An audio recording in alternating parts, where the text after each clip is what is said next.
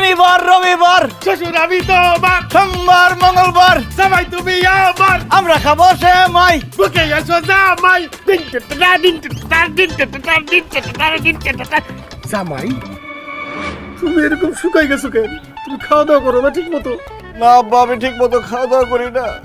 কতদিন পরে আপনি আসলেন, আপনাকে ছাড়া আমি কেমনে খাই বলেন? আপনাকে ছাড়া আমার গলা দিয়া খাবার নামে না। তাছাড়া এই বাড়িতে এমন কেউ নাই যে আমার আদর যত্ন করে রান্না করে খাওয়াইবো। কিন্তু এখন আপনি চলে আসছেন, এখন আমার দেহ মন প্রাণ সব ঠিক হয়ে যাবে। আব্বা, আপনার এই কি অবস্থা? এত শুকায় গেছেন কিভাবে? আমি তো তোমার টেনশনে শুকাই গেছি। তুমি কি খাও, কখন খাও, কখন ঘুমাও, এইসব টেনশনে আমি শুকাই গেছি। কিন্তু এখন আমি তোমারে পাইছি, হ্যাঁ, আমি আমার আগের মতো হয়ে যাব।